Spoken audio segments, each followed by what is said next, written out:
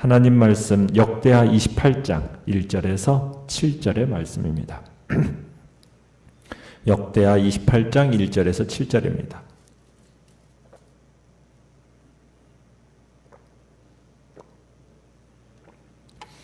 역대하 28장 1절에서 7절 우리 한 목소리로 같이 읽겠습니다. 시작.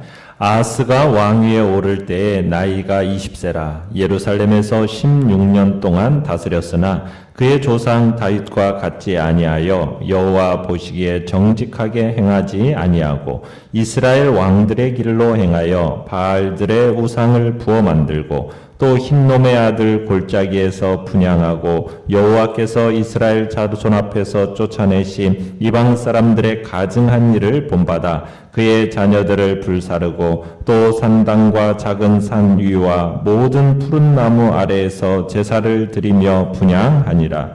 그러므로 그의 하나님 여호와께서 그를 아람 왕의 손에 넘기심에 그들이 쳐서 심히 많은 무리를 사로잡아 다메섹으로 갔으며 또 이스라엘 왕의 손에 넘기심에 그가 쳐서 크게 살육하였으니 이는 그의 조상들의 하나님 여호와를 버렸음이라. 르말라의 아들 베가가 유다에서 하루 동안에 용사 12만 명을 죽였으며 에브라임 용사 시그리는 왕의 아들 마아세야와 국내 대신 아스리감과 총리 대신 엘가나를 죽였더라. 아멘. 오늘 말씀의 제목은 누구의 길을 따를 것인가 라는 제목으로 말씀을 나눕니다. 요담의 뒤를 이어서 아하스가 왕위에 오르게 됩니다. 아하스가 왕위에 올라 통치하게 되는 때는 20세인데요. 16년 동안 통치를 하게 되죠.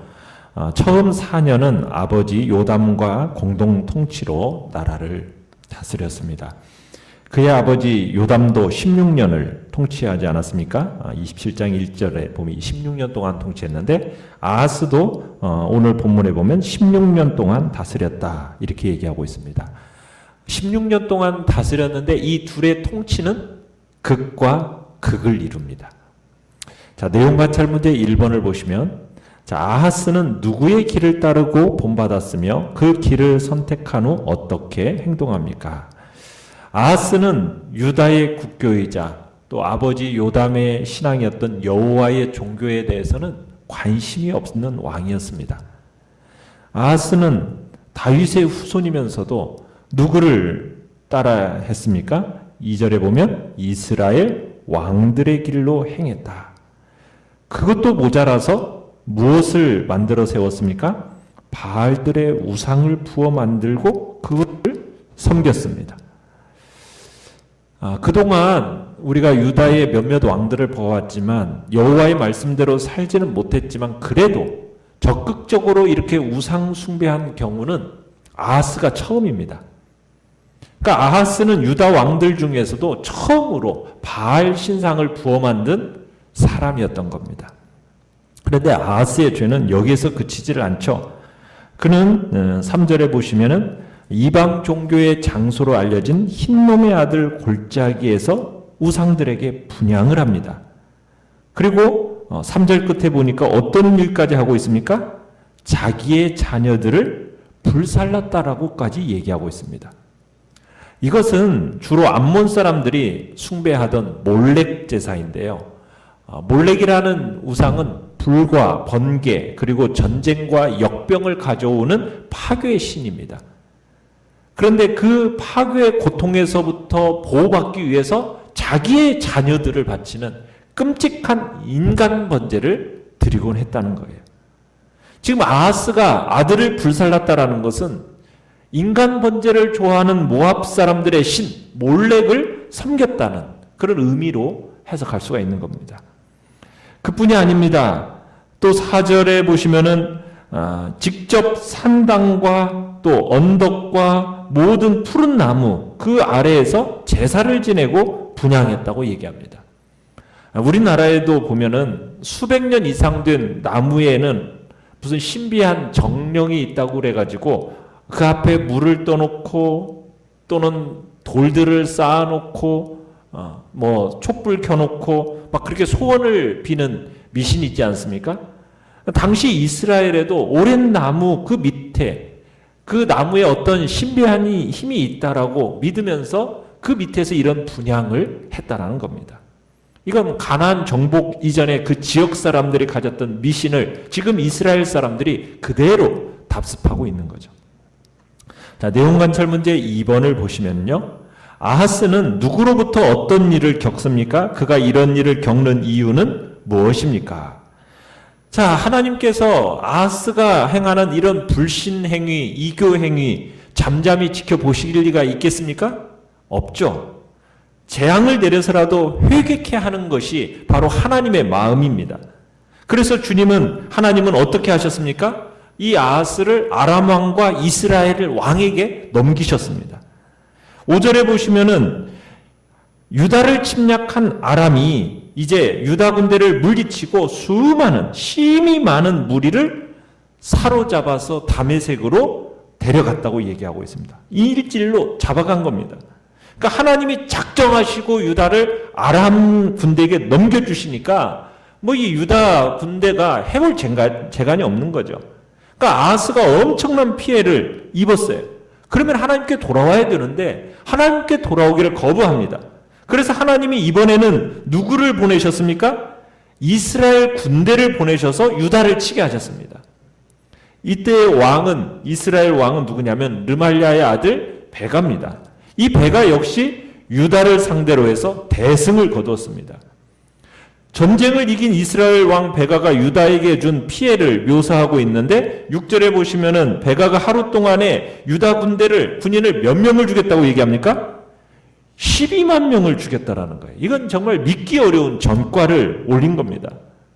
그러면서 북왕국 용사 그 시그리가 왕의 아들 마세야를 죽였고 또 국내 대신 아스리감을 죽였고 총리 대신 엘가를 죽였다. 이렇게 묘사하고 있는데 이건 유다 정계에서 최고로 높은 지위에 있었던 자들이 처형당했다라는 것을 이야기하는 겁니다.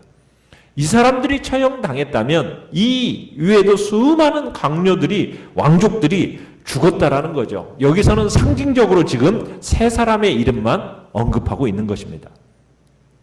자, 여러분, 아하스가 이런 일을 겪게 된 이유가 뭐 때문입니까? 6절에서 뭐라고 얘기하고 있어요? 이는 그의 조상들의 하나님 여호와를 버렸기 때문이라는 거예요. 북이스라엘과 이방인들의 길을 선택하고 우상 숭배하고 가증한 종교 의식을 거행한 결과로 지금 이러한 일을 겪게 됐다는 겁니다. 그러니까 하나님이 주의 백성들에게 요구하는 건 다른 거 요구하시는 게 아니에요. 딱 한 가지입니다. 하나님을 사랑하고 그분의 말씀대로 살아가는 것. 그것이 하나님이 우리에게 요구하시는 바예요. 그 기본적인 원리만 지켜지기만 한다면 하나님은 그 백성들에게 복을 내려주시는 분이세요. 어떤 위기 속에서라도 자기 백성을 구하시는 분입니다. 그러나 아무리 유능한 지도자가 나라와 그 공동체 위에 세워진다 할지라도 하나님께 등 돌리면 끝장인 겁니다. 주의 백성이 죄를 지으면 재앙을 당하게 되는 것, 이건 당연한 일입니다. 하나님께서 왜 재앙을 허락하시는 거예요? 회개하고 돌아오라고. 하나님을 경외하는 것이 지혜의 근본입니다. 이걸 역으로 생각하면 하나님을 떠난다라는 것은 모든 어리석음의 근본이 된다는 얘기예요. 그래서 에레미야 선지자가 에레미야 8장 9절에서 이렇게 얘기합니다. 그들이 나 여호와의 말을 버렸으니 그들에게 무슨 지혜가 있으랴? 책망합니다. 무지로 어두워진 자들이 부패한 마음을 쫓아 행하는 일이라는 것이 무엇이겠습니까? 여기에는 등장하지 않지만 이 당시 아하스 시대에 이스라엘 유다 백성들이 행했던 일이라는 것은 뭐였습니까? 사치와 음란과 부패와 살인 같은 그런 죄악들 뿐이었습니다. 여기서는 우상숭배라고 얘기했지만 우상숭배라는 것은 모든 죄악의 시작인 겁니다. 모든 죄악을 둘러싸고 있는 보자기가 바로 우상숭배. 하나님을 버리는 그 순간에 인간의 마음이라는 것은 자기 멋대로 자기 욕심대로 가서 그 행한 모든 것들이 엄청난 죄악의 길이요 결국에는 하나님 앞에서 심판받을 길밖에 없다라는 것을 우리에게 가르쳐주는 거죠. 연구와 묵상 문제 3번을 보시면 유다의 왕이 따라야 할 모범은 누구이며 따라야 할 모범을 저버릴 때 어떤 결과를 맞이하게 됩니까? 자, 1절에 보시면은 유다의 왕들은 마땅히 누구의 길을 따랐어야 됩니까? 다윗과 그 다윗의 길을 따랐던 조상들을 모범으로 삼아야만 했습니다. 그런데 아하스는 유다의 왕이었음에도 불구하고 그 다윗의 길을 저버리고 누구의 길을 따라갔다고요? 북왕국 이스라엘의 길, 그 열왕의 길들을 따라간 겁니다. 다윗과 그 조상들의 길을 따라갔지 모범 삼지 않은 결과는 무엇이었습니까? 그것은 북이스라엘 그 이방의 길을 선택한 그 길은 온갖 우상들을 다 끌어들여서 그 신정국가인 유다 왕국을 우상천지로 만들고 말았죠. 결국 아하스는 침략을 당하게 되었고 백성들과 신하들은 살육을 당하는 결과를 초래하게 된 겁니다. 수많은 유다 사람들이 죽은 거예요. 이전에 북이스라엘과의 싸움에서 대승을 거둔 적이 있었어요. 그렇지 않습니까? 그런 우시아 시대 때는 그렇게 대승을 거두었었는데 이제는 북이스라엘에 의해서 거꾸로 수많은 군사들과 백성들이 살육을 당하고 포로로 끌려가는 혹독한 피해를 입게 된 겁니다. 통치자를 잘못 만난 백성들이 치러야 하는 대가는 너무나 컸다라는 거죠. 그럼에도 불구하고 아하스의 완악함이라는 것은 계속되었죠. 도대체 백성들 중에 얼마나 더 죽어나가야 깨닫는 것일까? 불행하게도 아하스는 끝까지 돌아오질 않았어요. 참 축복과 약속된 길을 외면하고서는 결국 스스로 파멸의 길로 들어선 어리석은 사람이 바로 아하스였던 겁니다. 자, 느낀 점 4번을 보시면 따라야 할 모범을 잘못 선택한 아하스가 결국 큰 어려움을 당하는 것을 보고 무엇을 느낍니까? 참 우리는 따라야 할 모범을 잘 선택하는 것, 그것이 인생에 있어서 정말 중요하다는 것을 다시 한번 느끼게 되는 겁니다. 하나님을 떠나 우상을 따르는 것, 그게 바로 어리석음의 시작이요 타락과 파멸의 시작이다라는 것, 우리는 분명히 깨달아 알아야 합니다. 아무리 세상의 지혜와 문명이 그럴듯해 보여도요, 거기에는 미래가 없는 겁니다. 우리가 해야 될 일은 무엇입니까? 흔들림 없이 하나님의 말씀을 붙잡고 하나님만을 경외하는 것입니다. 그럴 때 세상이 주지 못하는 참다운 지혜와 생명을 얻게 되는 거거든요.